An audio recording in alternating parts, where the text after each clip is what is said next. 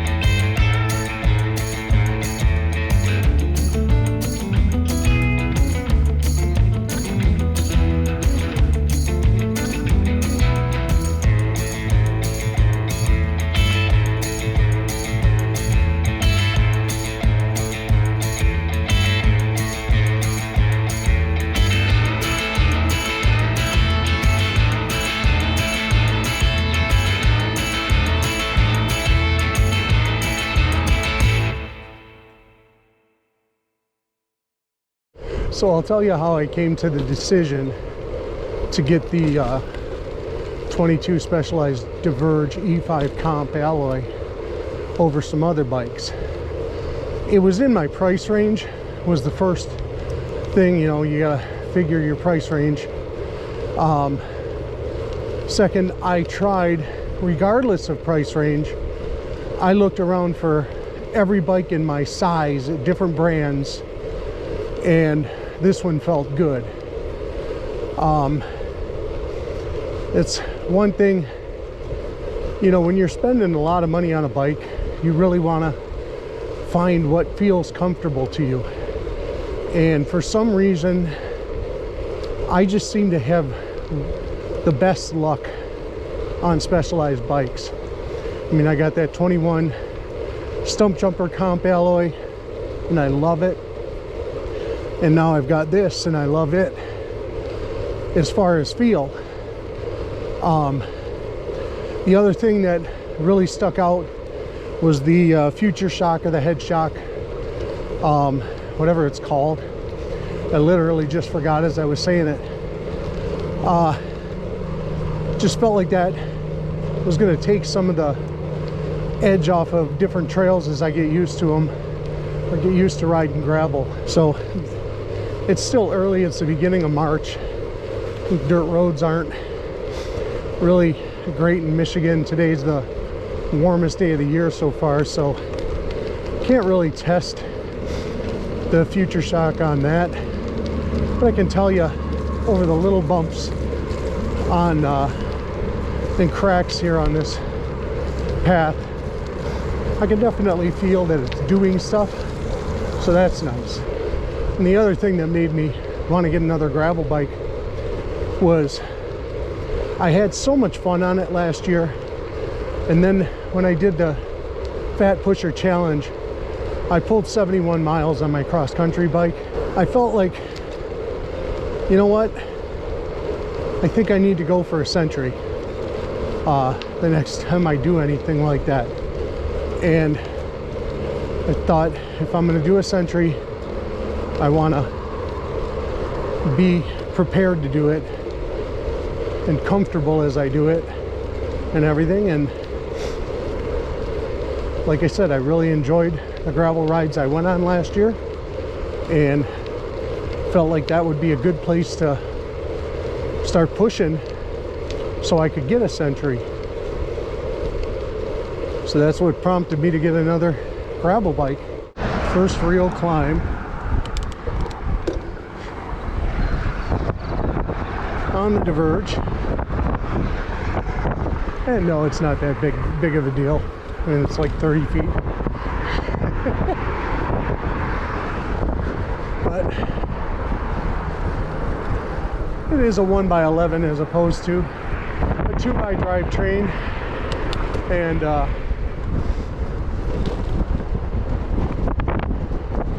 I'm sure it has its points, its missed points, but the ease factor of only having one chain ring in the front for maintenance, etc., etc., I like it.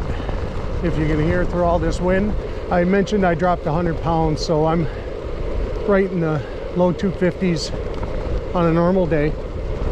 And I currently have the medium spring. I don't know if you can see that. That's the future shock or the head shock. So you can kind of see it's doing its thing. I'm gonna toy around with running a heavier spring. The bike comes with 3 springs, soft, medium, and heavy. So I'm on the medium and getting a feel for it. But stuff like that, it definitely takes some of the edge off. So that's pretty cool. Now it's probably windy, and I apologize. The bike has SRAM Apex on it, which I believe is like a lower midline componentry. My Breezer has Shimano, so there are some definite differences in the shifting. Both of them feature a blade under the brake lever, but the Shimano, the blade shifts one direction and the brake lever itself shifts the opposite. So you're dropping down into harder gears, you press the blade. Going into easier gears, you press the lever. This has a little different setup, and it does take some getting used to, but so far I'm starting to figure it out, and that's a good thing. So how this works, you can see that the blade, one click is into a harder gear,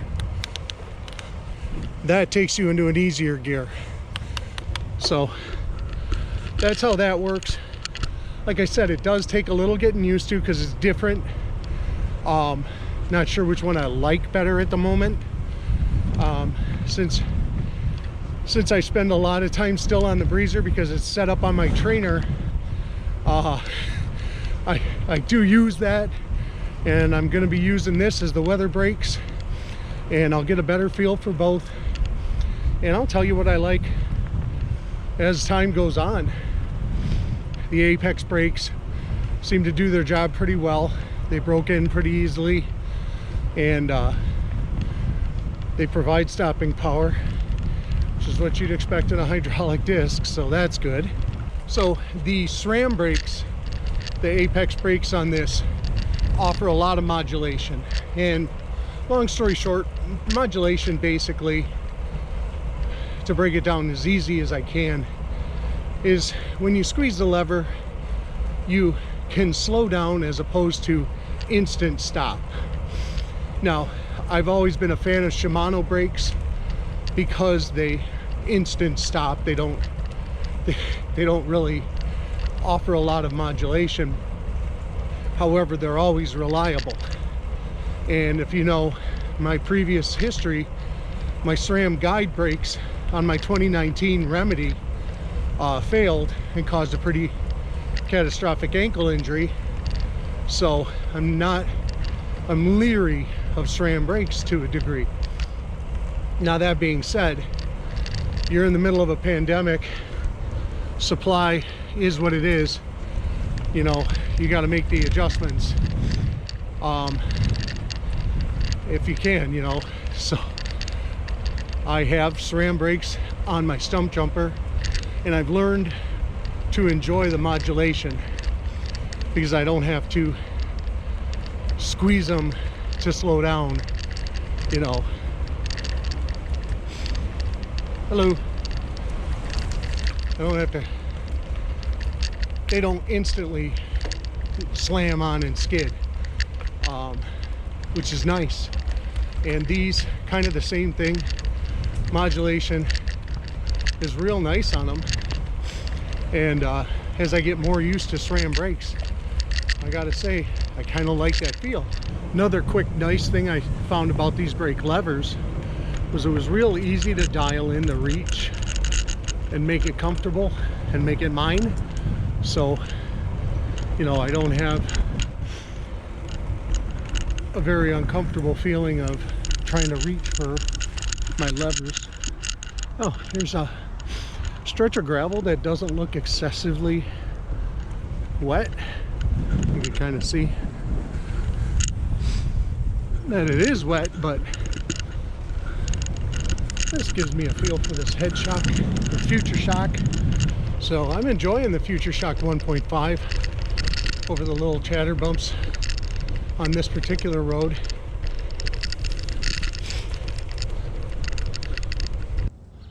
You can see my people out there.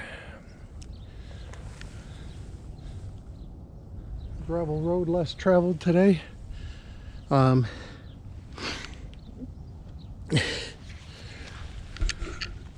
So these are 38s, I believe, so 700C 38s, and they actually seem to be just right, like for me at my current size. But you know, on harder packed stuff, let's just clarify that. 38s on harder packed stuff, they seem to be all right. When I get off to the side there where it's softer, definitely would wish for a bigger tire, which the Diverge series I believe can run 700C by 48 mil, and on a 650B you can get a 2.1 into this frame, so you do have a decent amount of clearance for days like this where you know, want to ride further on the shoulder and you need a wider tire. So there's that, and that's a good thing. So this bike is running a Specialized body geometry saddle, and if you know me, I've been a big fan of the SDG Bel Air series saddle, but I'm just gonna come out and say it. This particular saddle, I don't know what model this one is, but the shape of it, the cutout, you can see there's a cutout in it, really changing my opinion, shaping a new opinion for me, because this thing is comfortable. I actually really like it, and I might seriously consider putting this same saddle on both of my other main bikes. So there's that. That's kind of interesting. It's really comfortable, and I am going to hop back on the bike and resume my ride, as at this point I'm somewhere at 33 in Coon Creek Road, and going to go back, see if I can find the rail trail I was on, and go from there.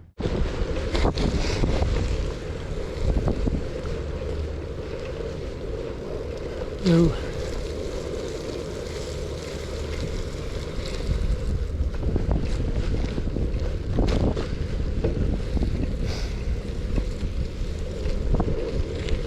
And I found the bike path again. So you can see that the handlebars and the stem both came with a little bit of a rise slash negative to them. The handlebars have a rise and the stem has a negative. Now, goofy thing, when the bike was built, they put the stem with a negative rise, and then the handlebars have a rise to them, so it kind of negates itself. But it's got a little bit of flexibility if I want to raise it up.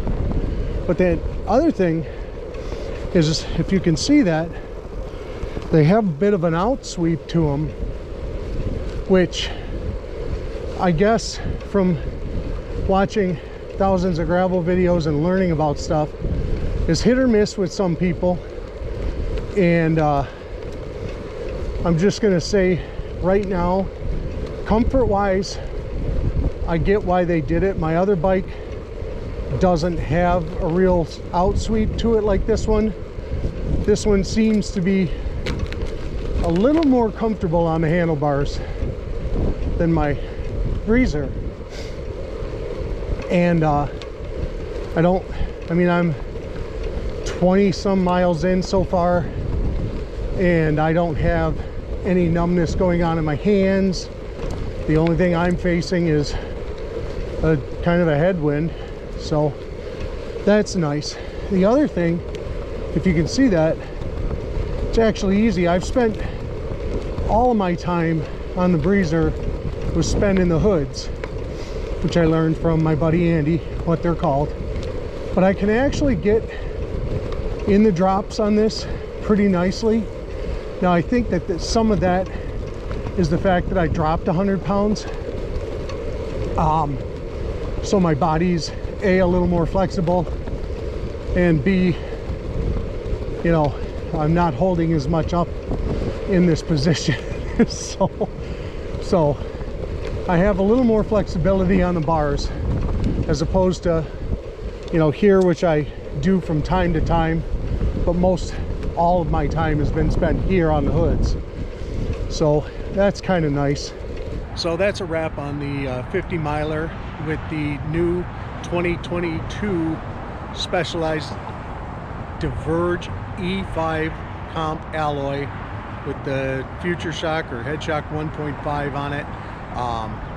Really excited about it. It's going to help me with my goals this year of riding a full century.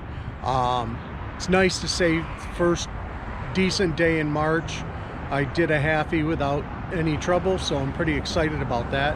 Can you call it a halfie? I don't know. It's just a new made-up term, but got to pull first 50 miles on the Diverge. Loved every minute of it. Loved the way that Specialized makes me feel on the bike, more than any other bike I've ridden. So pretty excited, and with that, live the faith, ride it out. Hope to see you on the trail.